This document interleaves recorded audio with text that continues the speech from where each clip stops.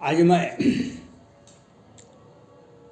कल माननीय प्रधानमंत्री नरेंद्र मोदी जी ने अखबार में बोले, घोटाला देश को खोखला कर देता है, घोटाला देश को खोखला कर देता है। यह बात तो बिल्कुल आपने माननीय प्रधानमंत्री जी ने बिल्कुल सही कहे। राजीव गांधी जब प्रधानमंत्री थे तो बोफोर्स तो घोटाला हुआ था। बीपी सिंह केंद्रीय सत्ता को छोड़ दिए और सड़क पर चले आए। उसमें एक नारा दिया गया था, हम भी चुप तुम भी चुप, पैसा खाया चुप्पे चुप। हम भी चुप तुम भी चुप, पैसा खाया चुप्पे चुप। माननीय प्रधानमंत्री नरेंद्र मोदी जी आपने सही,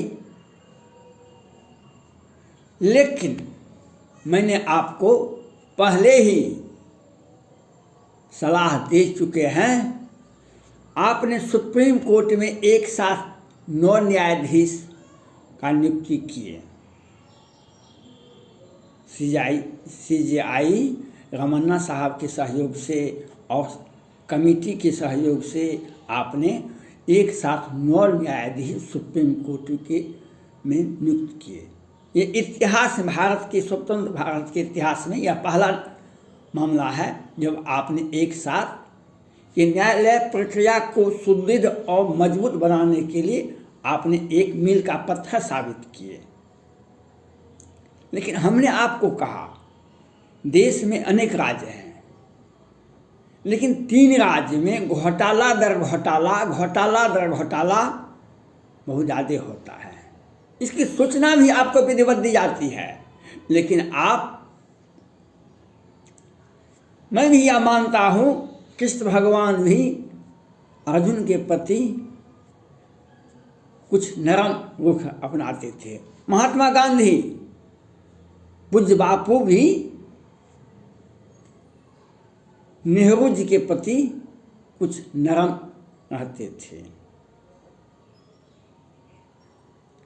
माननीय प्रधानमंत्री नरेंद्र मोदी जी, आप ये बताइए, पटना हाईकोर्ट ने आपको विधिवत सूचना दी, सुमैया और सृजन घोटाला में किस तरह से सुमैया जी कोई थे कि कौन थे, सृजन घोटाले के बड़े आरोपी को सुप्रीम कोर्ट, पटना हाईकोर्ट ने जमानत रद्द कर दिया था। अब बिहार सरकार के माननीय मुख्यमंत्री नीतीश कुमार जी ने मैनेज करके लोअर कोर्ट और वैकेंट कोर्ट से जमानत दिलवाए थे। कितने हत्या का मामला को पटना हाईकोर्ट में निचली अदालत द्वारा खारिज कर दिया गया, सुनवाई नहीं हुई। अभी 2 महीना पहले एक बिहार के सहरसा जिला में एक अपराधी की मौत पुलिस के मार से हुआ हो या स्वाभाविक हुआ हो, लेकिन पुलिस पर आरोप यहाँ की जनता लगाती है। लेकिन मैं यह पूछना चाहता हूँ, पटना हाईकोर्ट से पप्पू देव पर कितने केस थे, कितने केस खारिज हो गए, बिहार सरकार नहीं बताएगी, सुप्रीम कोर्ट भी नहीं बताएगी।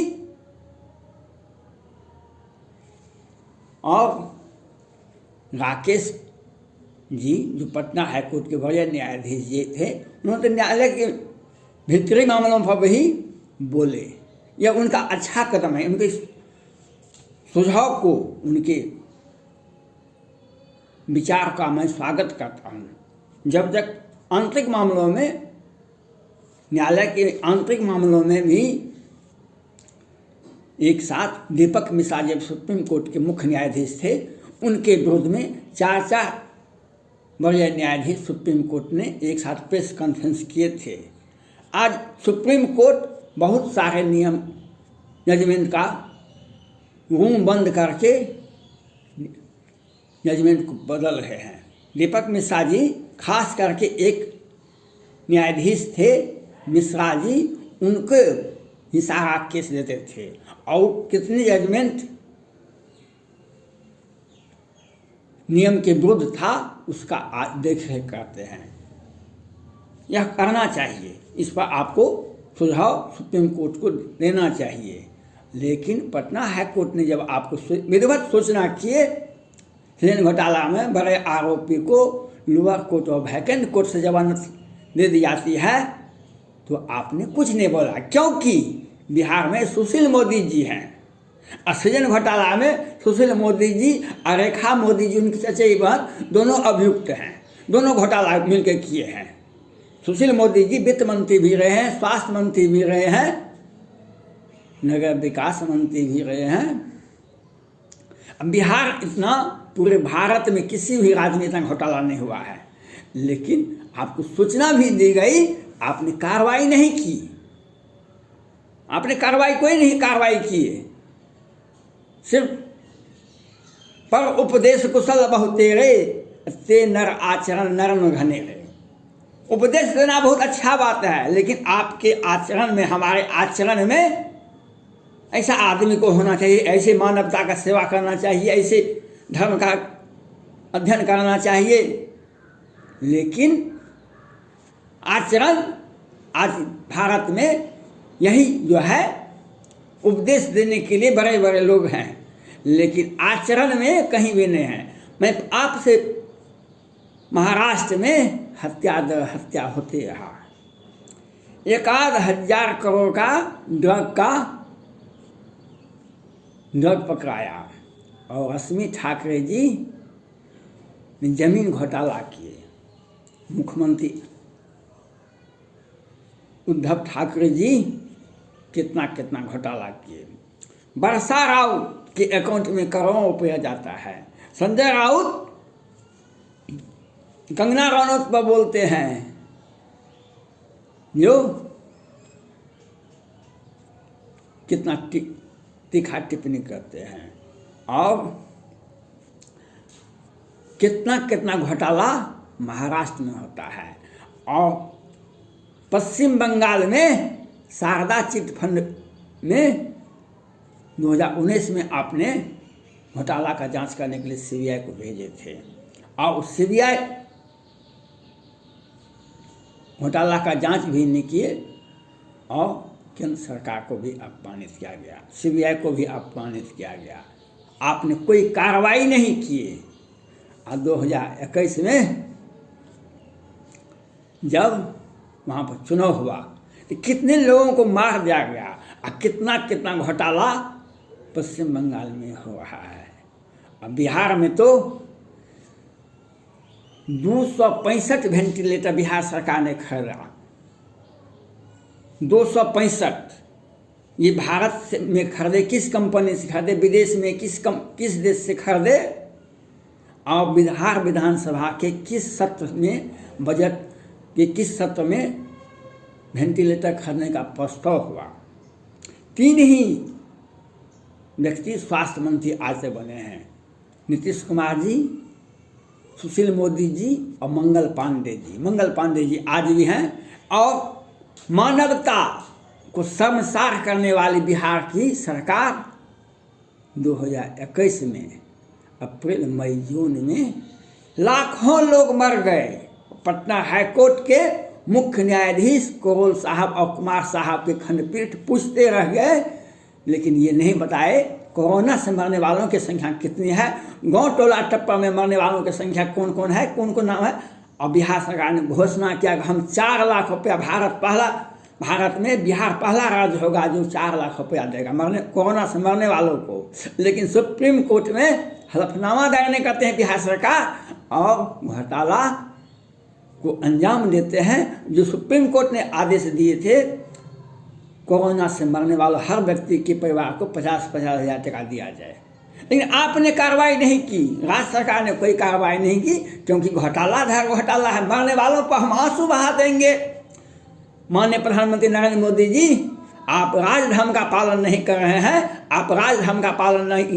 रहे हैं, बिहार में लाखों लोग कोरोना से मरे हैं, ऑक्सीजन के बिना तड़प तड़प के मर रहे हैं, और वेंटिलेटर का तो कहीं नाम ही नहीं है। 265 वेंटिलेटर पर आज भी उसी अवस्था में रखा हुआ है। बिहार सरकार के मुख्यमंत्री अब उसे दूसरे को प्राइवेट हॉस्पिटल को बेचने के लिए चाहते हैं। एक घोटाला करके खरीदे, पहले कितना कमीशन मिला, अब फिर प्राइवेट हॉस्पिटल को दे देंगे, फिर पैसा आ जाएगा। बिहार सरकार के जदयू के फंड को देखिए, बिहार सरकार के मंत्री, मुख्यमंत्री और सुशील मोदी जी, मंगल पांडे जी, नीतीश कुमार जी, संजय झा जी जो बड़े मंत्री हैं, इनका अकाउंट को देखिए और आप उपदेश देते हैं। घोटाला दीमक की तरह देश को खा जाता है। आप ईडी को जांच कीजिए, आप सुप्रीम कोर्ट को 9 न्यायाधीश आपने दिए सुप्रीम कोर्ट में। मैंने पहले ही कहा 3 सदस्यीय खंडपीठ, 5 सदस्यीय खंडपीठ बिहार सरकार के पटना हाईकोर्ट के भी समीक्षा करे और बिहार सरकार में जितने भी घोटाला हुआ, जितना भी हत्या हुआ, उसका जांच करे। सीबीआई, उनके अंदर में सीबीआई जांच करे। 3 सदस्यीय खंडपीठ, सुप्रीम कोर्ट के 3 सदस्यीय खंडपीठ की अध्यक्षता में सीबीआई जांच करे, घोटाला दर घोटाला निकले। एक तरफ से हॉस्पिटल बन रहा था 6 महीना पहले, आपने देखा एक तरफ से दीवार गिर रही थी। कितने पुल पुलिया, बड़े बड़े पुल, सैकड़ों,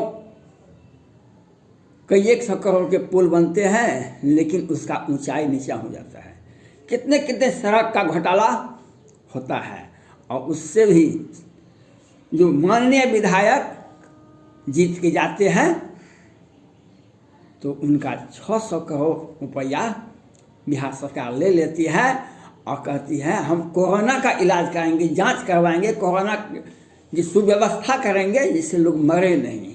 अब विधायक फंड भी ले लेते हैं, जबकि बिहार सरकार ने केंद्र के द्वारा जो पैसा भेजा गया उसमें भी ये घोटाला किए। जांच में घोटाला, दवा में घोटाला और ऑक्सीजन में घोटाला।